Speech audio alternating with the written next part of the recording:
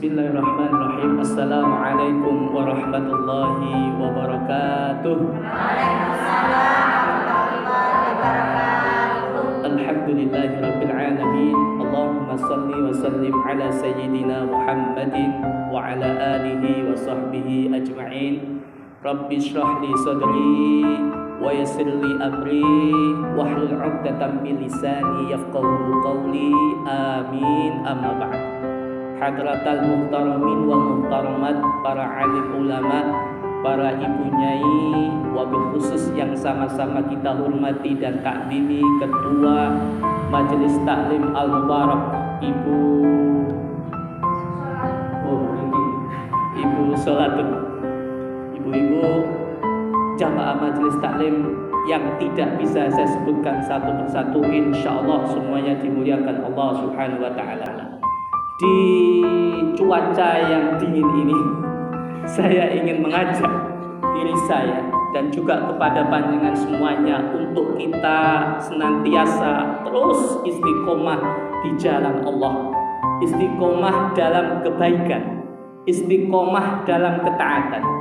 Karena kita tidak tahu Ibu kapan Allah memanggil kita, betul ya?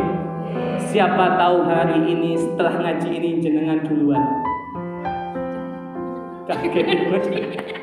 Siapa tahu nanti malam panjenengan, siapa tahu nanti tengah malam panjenengan, atau besok pagi panjenengan, atau lusa panjenengan, atau 1 minggu lagi panjenengan, atau mungkin 1 bulan lagi panjenengan. Kita tidak tahu kapan Allah memanggil kita.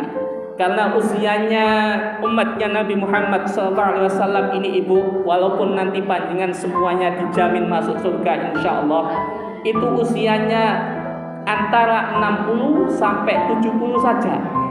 Ini sebagaimana sabda Rasulullah, a'maru ummati ma baina sittin wa sab'in. Jadi usia umatku, kata Rasulullah, itu ma baina sittin wa sab'in, antara 60 sampai 70, wa aqalluhum yajuzu dzalika. Sedikit sekali yang melampaui 70 itu. Kalau panjenengan hari ini yang usianya 59, ada? Hati-hati loh. Sholatun usianya berapa? Oh, berarti kurang 2 tahun lagi.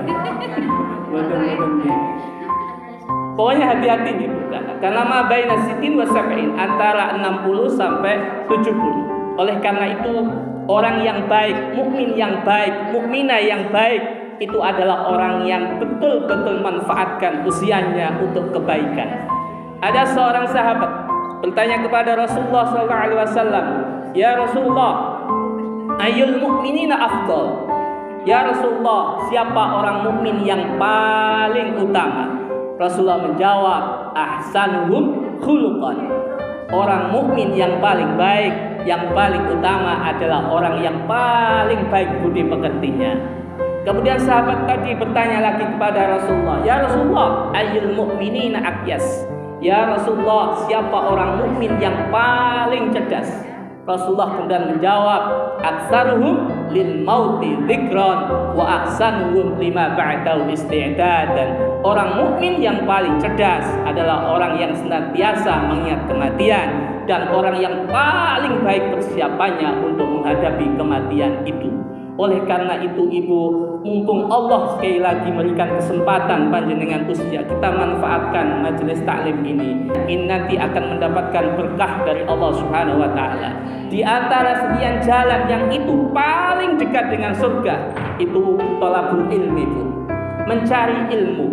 Man salaka thariqan yaltamis fihi ilman. Lanjutannya, Bu. Yang bisa jawab boleh pulang, enggak usah kembali. Man salaka thariqan yaltamis fihi ilman. Lanjutannya?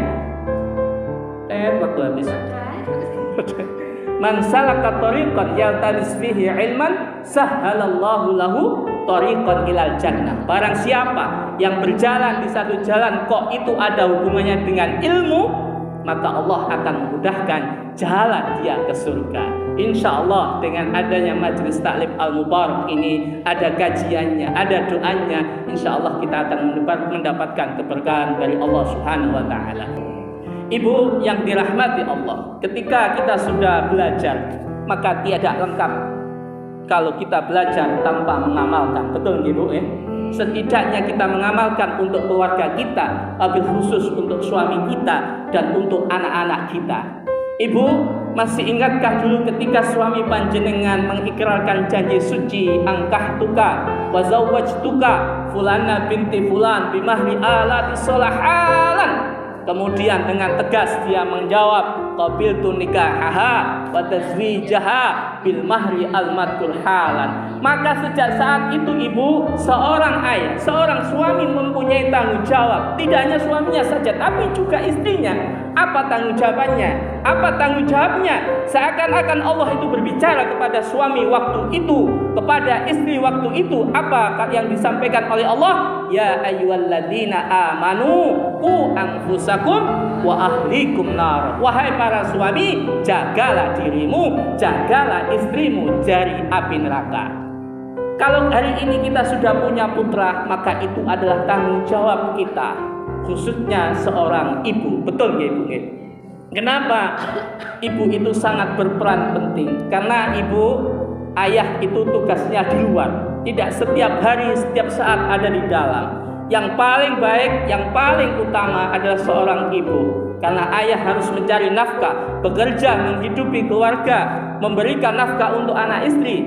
Makanya Rasulullah SAW memberikan sesuatu yang luar biasa bagi seorang ibu yang mau, sekali lagi, yang mau fokus untuk keluarganya, terutama kepada anak-anaknya. Jadi Allah tidak melihat jenengan ini karirnya tinggi mboten Ibu, rumahnya mewah lantai 20, ada nggih? Ada nggih? Mobilnya 24 misalnya, sawahnya 10 hektar misalnya. Tidak Ibu, tapi Allah memberikan derajat, memberikan kebaikan untuk seorang ibu. Mudah Ibu. Apa itu? Ini sebagaimana sabda Rasulullah, idza shallatil mar'a khamsaha wa shamat syahraha wa hafizat farjaha wa saya ulang lagi, idza shallatil mar'a khamsaha wa shama syahraha wa hafizat farjaha wa ta'at zawjaha qila laha udkhuli al jannah fi ayyi babil jannah syi'ti. Ketika seorang wanita mau sholat 5 waktu, enggak keker mungkin, sholat 5 waktu, duhur, asar, apalagi maghrib, isya, subuh, semuanya dijalankan. Wasoma syahroha, dia puasa bulan Ramadan. Wahafidut farjaha, dia menjaga kemaluannya, dalam artian tidak selingkuh, tidak berzina dan lain sebagainya. Wa ata'at zaujaha, ingat, wa ata'at zaujaha, dia taat kepada suaminya. Dia dikatakan nanti Bu pada hari kiamat, udkhuli al jannata min ayyi abwabil jannah syi'ti. Masuklah ke surga dari pintu manapun yang kau kehendaki. Enak nggih? Pun ikut dok saja deh Ibu. Itu saja. Setiap kita, saya yakin Ibu pasti mengharapkan anak-anak kita, keluarga kita ini menjadi anak yang soleh, anak yang berbakti, anak yang permata hati. Betul nggih Ibu nggih? Tidak ada orang tua yang tidak mengharapkan Ibu. Tapi terkadang keinginan kita sudah berusaha, sudah ikhtiar, tapi anak-anak kita tidak sesuai apa yang kita harapkan. Jenengan tidak usah khawatir. Ternyata ada empat sifat anak. Ini pasti salah satunya ada di anak-anak kita. 4 sifat itu, yang pertama Ibu, anak itu adalah perhiasan kedua orang tuanya. Al-malu wal banuna zinatul hayatid dunya. Harta dan anak itu adalah perhiasan kehidupan dunia. Namanya perhiasan Ibu biasanya pengen diapakan? Disimpan nopo, diketok-ketok nopo? Jenengan kalau apa jenenge itu? Pasti Ibu pas halal bihalal kan kemana-mana gitu nggih. Gelange digawe kabeh. Keroncong-keroncong gitu kan, dipamerkan Bu. Sama dengan anak-anak kita ingin pamerkan. Kita sering mendengar dari kita atau dari kawan-kawan kita sering mengatakan, anak saya itu loh kemarin juara 1 lomba renang. Sering nggih? Anak saya itu loh kemarin juara 1 lomba karaoke. Anak saya itu loh kemarin juara 1 lomba hafal Al-Quran dan sebagainya. Jadi kita ingin memperlihatkan. karena itu perhiasan. Kalau ada orang seperti ini, jangan dipaido, karena itu adalah sifat anak yang pertama, yaitu anak itu perhiasan kedua orang tuanya. Saking nemennya, terkadang karena perhiasan di eman-eman ketika ada masalah dengan anak kita di sekolah misalnya, dengan gurunya, biasanya yang kita salahkan siapa, Bu? Gurunya. Ada masalah dengan kawannya, yang kita salahkan siapa, Bu? Kawannya. Karena apa? Karena tipe anak perhiasan dunia. Oh, yang pertama. Yang kedua, Bu, ada anak itu sebagai musuh. Ingat, sebagai musuh kedua orang tuanya. Ini dalam surat At-Taghabun ayat 14. Ya ayyuhalladzina amanu inna min azwajikum wa auladikum aduwwan lakum fahdharuhum. Wahai orang yang beriman, sungguhnya sebagian dari istri kalian dan anak-anak kalian ada yang menjadi musuh kalian. Kita sering melihat anak itu durhaka kepada kedua orang tuanya, anak itu berani kepada kedua orang tuanya, anak itu gara-gara tidak dibelikan arloji misalnya, dia memukul bapaknya, tidak dibelikan sepeda motor misalnya, dia menendang ibunya, bahkan membunuh ayah ibunya. Ada nggih, Bu? Kenapa ini terjadi? Ini diantaranya seperti yang disampaikan ulama, karena ini sudah diujikan oleh Allah. Yang kedua adalah salah dalam pendidikannya. Kemudian yang ketiga, anak sebagai fitnah, ujian bagi kedua orang tuanya. Saya yakin ketika kita melahirkan seorang anak, kita pasti ingin anak kita ini lengkap, gitu, punya tangan, dua tangan, punya telinga, punya kaki, bisa melihat normal seperti biasanya. Tapi terkadang kita ini punya anak, atau ada orang yang punya anak, kakinya tidak ada, atau matanya tidak ada, hidungnya tidak ada, atau istilah kita ABK, anak berkebutuhan khusus, atau epilepsi, apalagi, Bu, Down syndrome, apalagi, dan lain sebagainya. Jadi tidak seperti anak-anak yang seperti yang lain. Kalau kita punya anak seperti ini, Ibu, di akhir ayat itu, wallahu indahu ajrun adzim, yang harus dilakukan oleh seorang ibu, seorang ayah adalah bersabar. Kenapa? Wallahu indahu ajrun adzim. Kalau dia mau bersabar, maka dia nanti akan mendapatkan pahala dari Allah yang Maha Besar. Oh, yang keempat, yang terakhir adalah anak permata hati. Ini setiap orang pasti ingin menginginkan anak itu.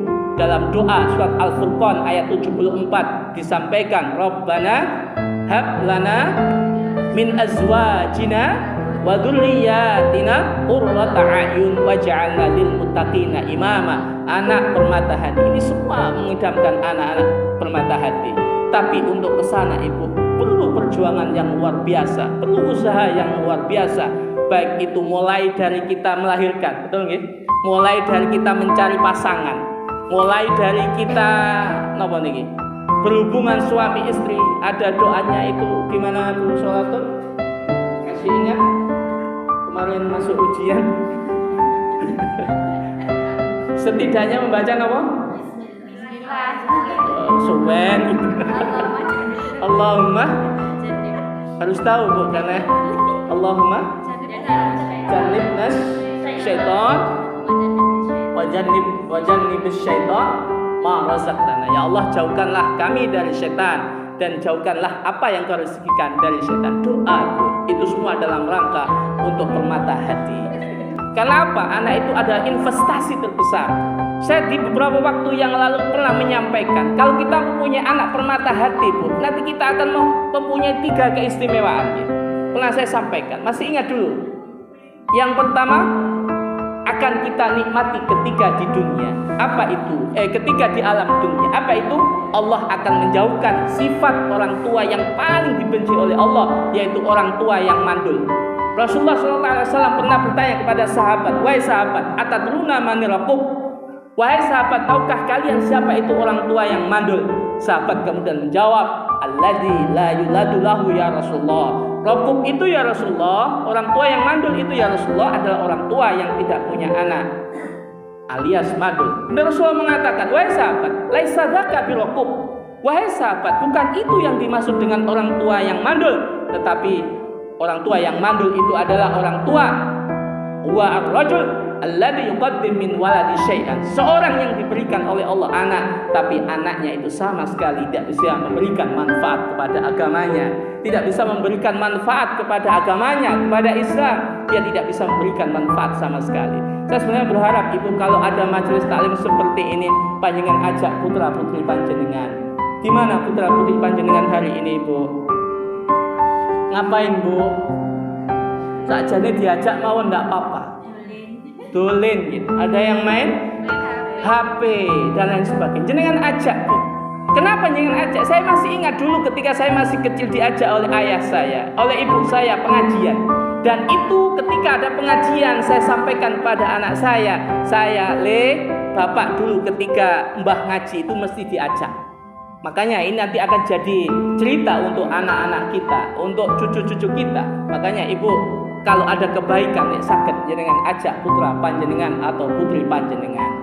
Pun yang kedua, keistimewaan yang kedua yang akan kita peroleh itu nanti ketika kita ada di alam barzakh. Ketika Allah menyebut kita, idza mata ibnu adam in qata amalu illa min salasin. Ketika manusia meninggal maka terputuslah semua amalnya kecuali 3. Yang pertama sedekah jariyah, yang kedua ilmu yang bermanfaat, yang ketiga adalah anak yang soleh, waladin solihin. Ingat Ibu, waladin solihin. Kenapa Rasulullah memberikan sifat soleh di sini? Kenapa tidak waladin yad'ula? Kenapa ada soleh di sini? Karena tidak semua anak kita yang berdoa kepada Allah, ya Rabb, doanya diijabahi oleh Allah. Kenapa Ibu? Karena anak-anak kita banyak yang durhaka kepada Allah, banyak yang durhaka kepada orang tuanya, sehingga ketika dia menengadahkan ke langit meminta kepada Allah, ya Rabb, doanya tidak tembus kepada Allah, doanya tidak sampai kepada Allah. Kenapa? Karena dia bermaksiat kepada Allah, sebagaimana mendung menghalangi sinar matahari tembus ke bumi, maksiat menghalangi doa tembus kepada Allah. Yang terakhir Ibu, kalau kita punya anak permata hati nanti di akhirat, anak-anak kita yang baik, yang berbakti, ini nanti hisabnya ringan. Fasaufa yuhasabu hisabai yasir. Itu surat apa, Bu? Surat apa? Fasaufa yuhasabu hisabai yasir. Surat apa? Apa? Fasaufa yuhasabu hisabai yasir. Surat apa? Lali besar. PR untuk jenengan nanti dicari. Dia akan dihisab dengan hisab yang ringan. Hisabnya ringan, Bu. Sirat lancar, buku catatan amal bagus, menerima dengan tangan kanan. Ada 3 kondisi nanti kita tidak ingat siapa-siapa Ibu di akhirat nanti. La yaqulu ahadun ahada fi thalasi mawatin. Ada 3 kondisi kita tidak ingat siapa-siapa. Yang pertama indas sirat, yang kedua inda watil kitab, yang ketiga adalah indal hisab. Yang pertama ketika kita melewati shiratal mustaqim, yang kedua ketika kita dihisab oleh Allah, dan yang ketiga adalah ketika kita menerima buku catatan amal. 3 kondisi itu kita tidak ingat siapa-siapa. Ibu tidak ingat ayah, ayah tidak ingat ibu, ibu tidak ingat anak, suami tidak ingat istri, istri tidak ingat anak. Tapi anak kita yang baik, yang berbakti di 3 kondisi itu dimudahkan oleh Allah. Kemudian oleh Allah dalam hadis menyampaikan, wahai anak yang baik, udkhulul jannah, masuklah engkau ke surga. Anak-anak kita Ibu kemudian berbondong-bondong ke surga, mau masuk surga. Tapi ketika mereka menuju pintu surga, melihat ke dalam, kok tidak ada jenengan, tidak ada ibunya, tidak ada bapaknya. Akhirnya mereka berderet di pintu-pintu surga. Panjenengan yang masih di belakang, masih dihisab oleh Allah, masih lewat shiratal mustaqim, masih buku catatan amal dan sebagainya masih dihisab oleh Allah. Gara-gara anak jenengan ini kemudian Allah karena sifat rahimnya, sifat rahmannya, jangan kemudian dipertemukan oleh Allah dengan anak-anak panjenengan. Allah kemudian mengatakan dengan tegas lagi pada anak-anak yang baik, yang soleh, wahai anak soleh, masuklah ke surga. Kemudian mereka dengan serempak mengatakan, oh ya Allah, dalam hadis itu sampaikan, ya Rabb, la nadkhulal jannah hatta ya'tiyana abauna wa ummahatuna. Ya Allah, kami tidak akan masuk surga sampai datang kepada kami ayah-ayah kami dan ibu-ibu kami. Akhirnya panjenengan dipertemukan dengan putra-putri panjenengan semuanya masuk surga bersama-sama. Ini keistimewaan kalau kita punya anak yang baik. Sekali lagi ibu, yang paling akhir, mumpung Allah masih memberikan kesempatan usia untuk kita istiqomahkan majelis taklim ini nggih. Siap nggih Bu nggih? Insya Allah kita istiqomahkan, karena orang yang meninggal ketika mengikuti majelis taklim maka insya Allah dia masuk surga. Man qala la ilaha illallah khutima lahu biha dakhalal jannah. Man tasaddaqa bi shadaqatin khutima lahu biha dakhalal jannah. Man shoma siaman khutima lahu biha dakhalal jannah. Barang siapa yang mengucapkan la ilaha illallah, kemudian ketika dia mengucapkan la ilaha illallah itu dia dipanggil oleh Allah masuk surga. Barang siapa yang sedekah, kok dia ketika sedekah itu dipanggil oleh Allah masuk surga. Barang siapa yang berpuasa, kok ketika dia berpuasa itu dipanggil oleh Allah, maka dia masuk surga. Mudah-mudahan kita semua bisa masuk surga bersama-sama. Ibu yang dirahmati Allah, demikian yang bisa kami sampaikan. Mudah-mudahan ada manfaatnya. Kurang lebihnya saya mohon maaf yang sebesar-besarnya Ibu nggih. Bukan berarti saya ini lebih pintar daripada panjenengan, karena ini banyak guru-guru saya, ustadzah-ustadzah saya banyak ada di sini. Yang kurang lebihnya mohon maaf. Sekali lagi saya akhiri wabillahi taufiq wal hidayah. Assalamualaikum warahmatullahi wabarakatuh.